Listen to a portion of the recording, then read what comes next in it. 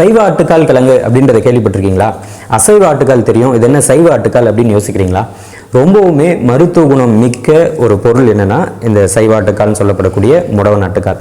ஏற்காடு மலைப்பகுதிகள், அதாவது ஷேர்வராயன் ரேஞ்சிலையும் சரி, கொல்லிமலை பகுதி மற்றும் மேற்கு தொடர்ச்சி மலை பகுதியில் நிறைய இடங்கள்ல இந்த பிரணி விளையுது.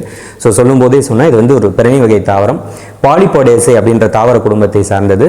ட்ரைனேரியா குவர்சிஃபோலியா அப்படின்றது தான் இதனுடைய தாவரவியல் பெயர். இதற்கான பெயர் காரணத்துக்கு வரும்.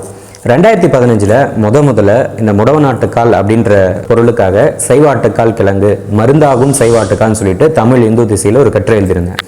அதன் பிறகு இப்போ கிட்டத்தட்ட 9 வருஷம் கழிச்சு நிறைய வீடியோஸும் நிறைய எழுத்துக்களும் சைவாட்டுக்கால்ன்ற பேரில் வெளிவந்திருக்கிறதுல எனக்கும் இந்து தமிழ் திசை நிர்வாகத்துக்கும் மிக்க மகிழ்ச்சி.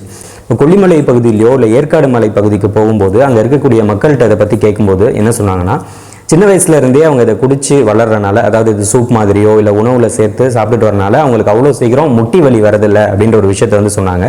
நீண்ட தூரம் நடைப்பயணம் மூலமா ஒரு இடத்துக்கு போக வேண்டிய சூழல் ஏற்படும் பொழுது இந்த முடவனாட்டுக்காலை கடிச்சு வாயில வச்சுட்டு போனாங்கன்னா அவ்வளோ சீக்கிரமா தண்ணி தாகம் எடுக்காது அப்படின்ற ஒரு குறிப்பையும் சொன்னாங்க.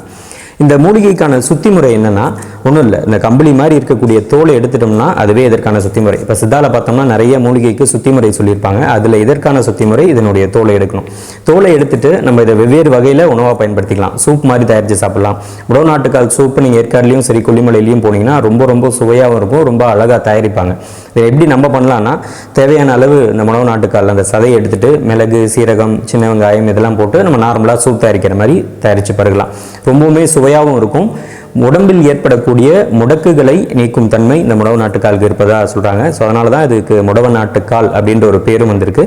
இன்னொன்று பார்க்கறதுக்கு கம்பளி போர்த்தி அந்த செம்மறி ஆடினுடைய கால் மாதிரி இருக்கும் அப்படின்ற காரணத்தினாலும் இந்த பெயர் காரணம் வந்திருக்கு.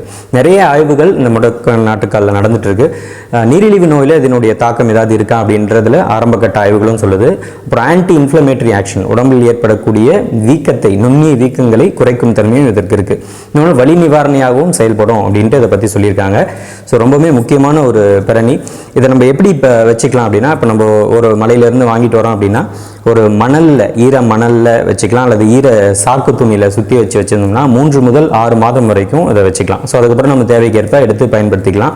கிலோ 200 ரூபாய் ரேஞ்சில் கிடைக்குது. சில நேரங்களில் 250 சொல்கிறாங்க, சில நேரத்தில் 150 சொல்கிறாங்க. அது சூழலை பொறுத்து அதனுடைய விற்பனை கிடைக்குது. நம்ம ஒரு கிலோ வாங்கிட்டு வந்து வச்சோம்னாவே கிட்டத்தட்ட 6 மாதம் வரை பயன்படுத்தலாம். வீட்டில் இருக்கக்கூடிய வயதானவர்களுக்கு இல்லை செரிமான சிக்கல் யாருக்காவது இருக்குது அப்படின்னா எல்லாருமே இந்த முடவனாட்டுக்காலை பயன்படுத்தணும்னாவே ரொம்ப நல்ல பலன் கிடைக்கும். இப்போ வியாபார ரீதியாகவும் நிறைய இடங்களில் இந்த முடவனாட்டுக்கால் கிழங்கு கிடைக்கிறத பார்க்க முடியுது. பொடியாக இதை பயன்படுத்துறதை விட நேரடியாக கிழங்காக வாங்கி பயன்படுத்தணும்னா, அதாவது உணவாக தயாரித்து பயன்படுத்தணும்னா இதனுடைய முழு பயன்களையும் பெற முடியும். முடவனாட்டுக்கால் அப்படின்ற சைவ ஆட்டுக்கால் எல்லாருமே அடிக்கடி சாப்பிட வேண்டிய மிக முக்கியமான ஒரு மருந்து.